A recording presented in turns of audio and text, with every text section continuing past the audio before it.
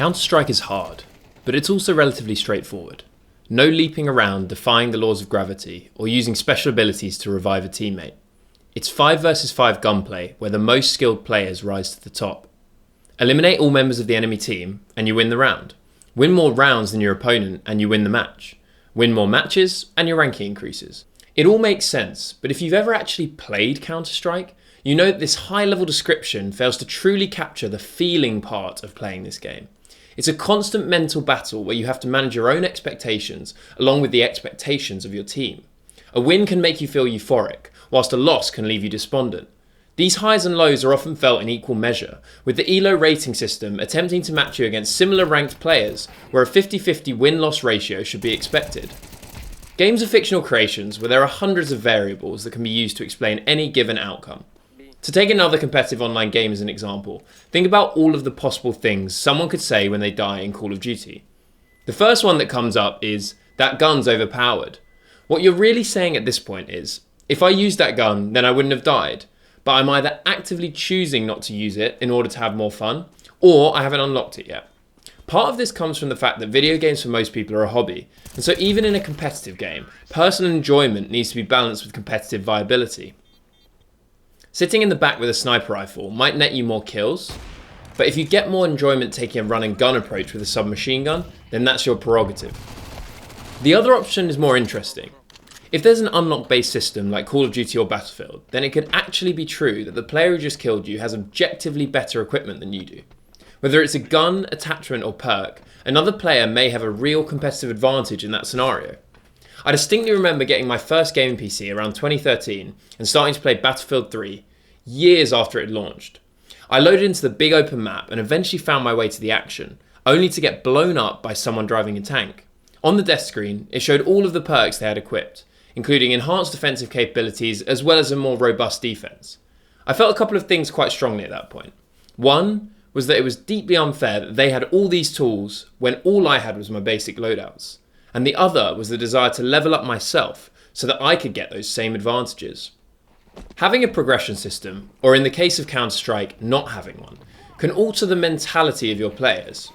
If you can play games at your current skill level and continue to unlock better and better gear, then there's an incentive to keep on playing, knowing that you'll level up and improve your in-game results. The prestige system introduced in Call of Duty 4, where you can reset your level and lose all of your unlocks, effectively allows you to continue this gradual upwards trend forever. Counter-Strike doesn't have a level-based unlock system. A new player on their first day has access to the exact same options as professional players and those with thousands of hours spent in-game. The only difference then is how you use them. And that brings us to the skill aspect of Counter-Strike. The two main areas of skill are knowledge, or what some might call game sense, and physical execution.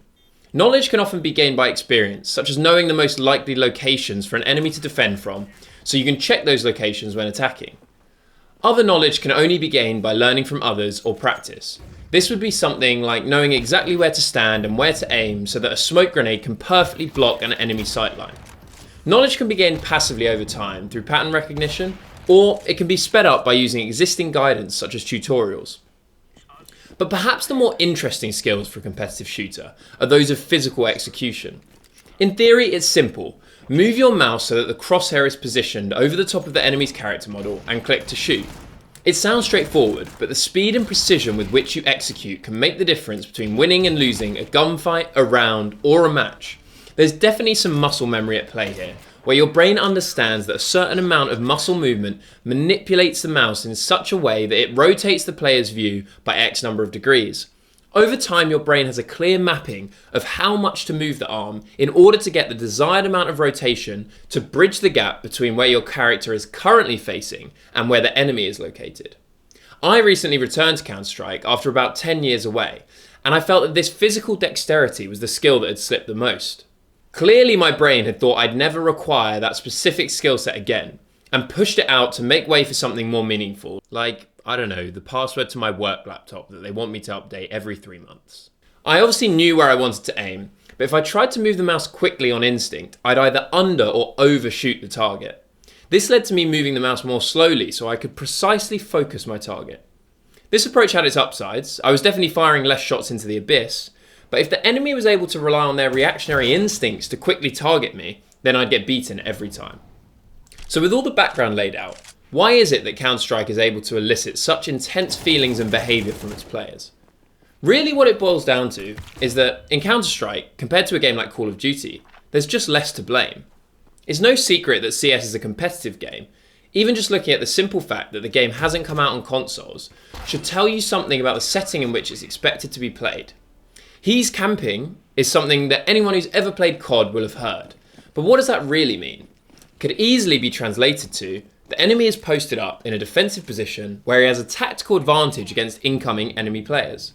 In a game like CS with a highly competitive atmosphere, it's encouraged to use all of the advantages at your disposal, and the tactical items like smoke grenades and molotovs mean that every action has counterplay. This mentality immediately causes the he's camping excuse to evaporate, and it's something that in the hundreds of hours that I've played, I don't think I've ever heard once. This brings us to the psychology of the situation. When something bad happens to us, such as dying in a video game, we have two options. Either we can place the blame and reason for our misfortune within ourselves, taking credit for our mistake or deficiency, or we can place the blame somewhere outside of our sphere of influence. In psychology, this is the concept known as the locus of control. So if we take the example of dying to a quote-unquote camper in COD, an external locus of control would be charging into a room, getting shot from behind the door, and blaming the enemy player for playing the game wrong. Whereas an internal locus of control would be blaming yourself for failing to check the corners as you entered a potentially hostile location. So it all boils down to what you decide to blame in any given situation. The more plentiful the possible external reasons, the easier it is to blame them. And as I hope I've indicated so far, a game like COD gives you many more reasons to blame. So what does this mean for a game like CS, with relatively fewer possible excuses and an increased likelihood for an internal locus of control? In short, it means that if we want to change the outcome, then we need to improve our own skills. And so it's no surprise that many of the most popular community maps for CS are helping players do just that. Aim maps allow you to practice firing at bots over and over, switching quickly between targets and training the muscle memory required for those movements. Or, on the knowledge side of things, there are practice maps where bots are positioned at all of the most likely defensive spots so that you can train your brain to check those spots when entering a particular location. And to get back to the core point, why does this lead to such strong emotions being felt when winning or losing? Well, I think it comes down to this. When you lose, you blame yourself. You know that it was your own lack of ability that stopped you from winning that gunfight and changing the outcome of the round. Humans are competitive by nature, and it's a bitter pill to swallow knowing that the other player just did it better. But if you put in the time to hone your skills and improve, and it results in a win, well, let's just say there's no feeling quite like it. But they turn back because they're so afraid, and then they walk into Apex, the only two Frenchmen to take it in a major on French soil. Isaac with everything on him. Vitality show. It's a full house from the French. No holds back. No surrender. Never give up, folks. An unbelievable moment here. If you're here to witness it for the first time, soak it up. Because you've just witnessed greatness, and you've just witnessed history.